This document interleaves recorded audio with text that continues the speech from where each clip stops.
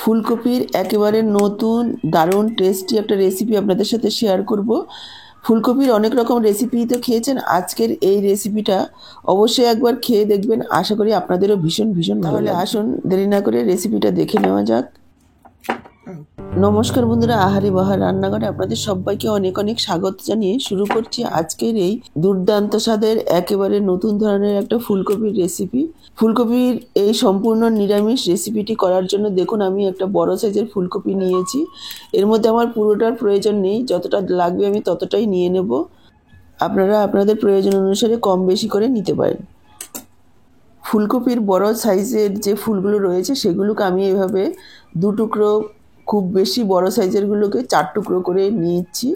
খুব বেশি বড় করে কাটলে এই রেসিপিটা ভালো হবে না, একটু ছোট করে কাটলেই বেশি ভালো লাগবে খেতে, তবে একেবারে ছোট ছোট করা যাবে না। দেখুন এইভাবে ফুলকপিগুলোকে কেটে নিয়েছি। এবার আমি ভালোভাবে ধুয়ে নেব, প্রথমে ঠান্ডা জলে। এখন বাজার ভর্তি ফুলকপি, একঘেয়ে রেসিপি বা তরকারি না খেয়ে মাঝে মাঝে যদি একটু নতুনভাবে রান্না করা যায় তাহলে খেতে ভীষণই ভালো লাগে। দেখুন প্রথমে আমি ঠান্ডা জলে ভালোভাবে ধুয়ে নিয়েছি, তারপর এখানে কিছুটা গরম জল বসিয়ে দিয়েছি। জল ফুটতে শুরু করেছে, তার মধ্যে দিয়ে দিলাম 1/2 চা চামচ লবণ। এবার ফুলকপিগুলো দিয়ে দিচ্ছি, একটু ভাপিয়ে নেব। 1 থেকে 2 মিনিট ফুটন্ত গরম জলে ফুটিয়ে নেব। এতে করে নোংরা পোকামাকড় যা থাকবে চলে যাবে, আর যাদের গ্যাস অম্বলের সমস্যা আছে সেটাও আর থাকবে না। এভাবে একটু উল্টে পাল্টে মিশিয়ে নিচ্ছি। দেখুন উল্টে পাল্টে 2 মিনিট মতন একটু ভাপিয়ে নিয়েছি। এবার ফুলকপিগুলো তুলে নিচ্ছি। ফুলকপিগুলো তুলে নিয়ে কড়াইটাকে পরিষ্কার করে নিয়ে বসিয়ে দিয়েছি।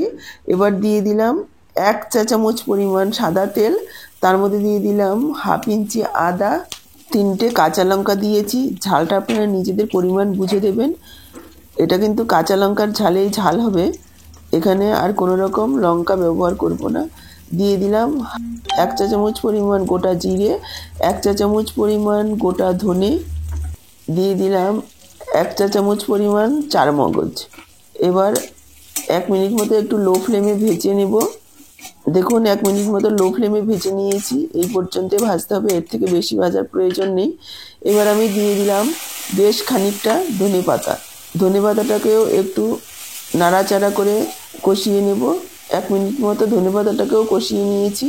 এবার আমি যোগ করে দিলাম টমেটো। এখানে আমি একটা বড় টমেটোর অর্ধেকটা যোগ করেছি। আপনারা যদি বেশি টক খেতে পছন্দ করেন তাহলে আরও একটু টমেটো যোগ করতে পারেন। এবার টমেটোটাকেও একটু নাড়াচাড়া করে নরম করে নেব। খুব বেশি করে ভাজার প্রয়োজন নেই, হালকা ভাজলেই চলবে মশলাগুলোকে। সম্পূর্ণ মশলা টোটালে 3 মিনিট মতন কষিয়ে এভাবে ভাজা ভাজা করে নিয়েছি। এবার মশলাগুলো তুলে নিলাম, ঠান্ডা করে নেব।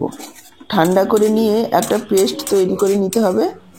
এবার কড়াইটাকে আরও একটু পরিষ্কার করে নিয়ে দিয়ে দিলাম 2 টেবিল চামচ পরিমাণ সাদা তেল। আমি রান্নাটা সাদা তেলে করব, আপনারা চাইলে সর্ষের তেল অথবা পছন্দ অনুসারে যে কোনো রান্নার তেল দিয়ে করতে পারেন। এবার দিয়ে দিলাম ফুলকপিগুলোকে একটু হালকা ভেজে নেব। প্রায় 3-4 মিনিট সময় নিয়ে গ্যাসের ফ্লেমটাকে মিডিয়াম লোতে রেখে এভাবে নাড়াচাড়া করে ফুলকপিগুলোকে একটু ভেজে নিতে হবে। দিয়ে দিচ্ছি একটু পরিমাণ মতো লবণ। দর্শক বন্ধুরা, আজকের পুরো ভিডিওটা দেখে যদি ভালো লাগে অবশ্যই একটা লাইক করবেন, বন্ধুবান্ধবদের সঙ্গে প্রচুর প্রচুর শেয়ার করবেন, আর আপনি নতুন বন্ধু হয়ে থাকলে চ্যানেলটাকে সাবস্ক্রাইব করে সাথেই থাকবেন। ফুলকপিটা ভাজা হতে হতে এদিকে দেখুন আমার এই মশলাটা ঠান্ডা হয়ে গেছে, পেস্ট করে নেব। নিয়ে নিচ্ছি মিক্সচারের জারে। তারপর দেখুন সামান্য একটু জল দিয়ে এইরকম একটা পেস্ট তৈরি করে নিয়েছি। ফুলকপিগুলো নাড়াচাড়া করে লবণ দিয়ে দেখুন এইভাবে ভাজা ভাজা করে নিয়েছি, এর থেকে আর বেশি ভাজার প্রয়োজন নেই। এবার ফুলকপিগুলো তুলে নেব। ফুলকপিগুলো তুলে নিয়ে ওই একই কড়াতে দিয়ে দিলাম 2 টেবিল চামচ পরিমাণ সাদা তেল, দিয়ে দিচ্ছি 1 টুকরো দারচিনি, 2টো এলাচ, 1/2 চা চামচ গোটা জিরে, একটা তেজপাতা। কয়েক সেকেন্ডের জন্য ভেজে নেব। ফোড়নটা কয়েক সেকেন্ড ভেজে নিয়ে দিয়ে দিচ্ছি পেস্ট করে রাখা মশলাটা। ফোড়ন একেবারেই পুড়ে কালো করবেন না, এতে করে স্বাদটা নষ্ট হয়ে যায়। সাথেই যোগ করে দিচ্ছি 1/2 চা চামচ কাশ্মীরি লাল লঙ্কার গুঁড়ো। এতে ঝাল হবে না, কালারটা সুন্দর হবে। দিয়ে দিচ্ছি 1 চিমটি হলুদ গুঁড়ো। এবার পুরো মশলাটাকে একেবারে তেল ছেড়ে আসা পর্যন্ত কষিয়ে নিতে হবে প্রায় 2-3 মিনিট সময় নিয়ে। দেখুন মশলাটাকে প্রায় 2-3 মিনিট কষিয়ে নিয়েছি, দেখেই বুঝতে পারছেন একেবারে জল ভাবটা শুকিয়ে গিয়ে তেল ছেড়ে এসেছে।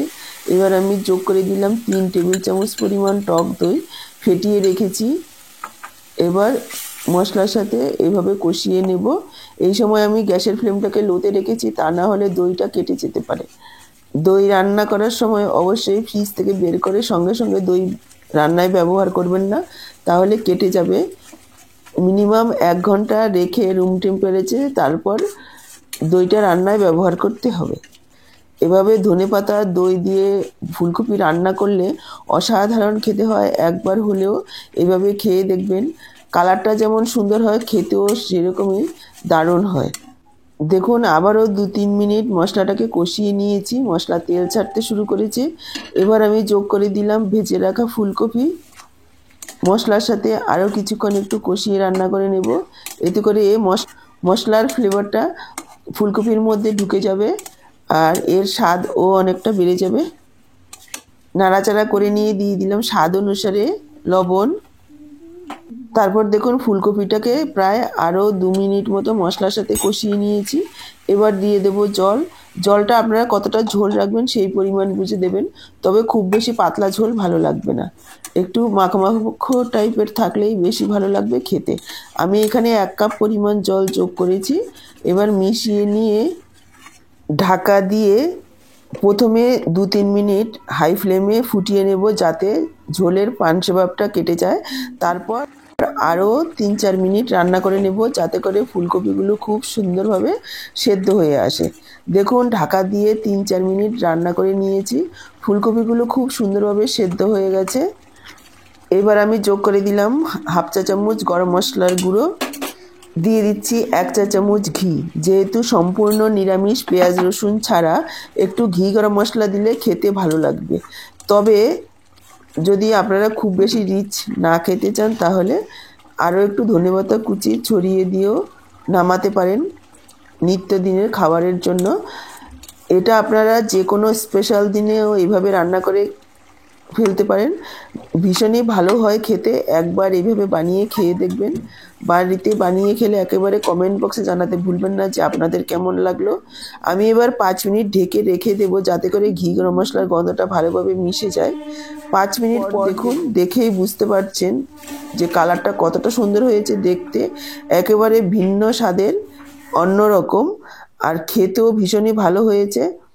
এবার আমি সার্ভ করে দেব। এটা আপনারা ভাত, রুটি, পরোটা, লুচি, পোলাও, ফ্রাইড রাইস সব কিছুর সাথে সার্ভ করতে পারেন।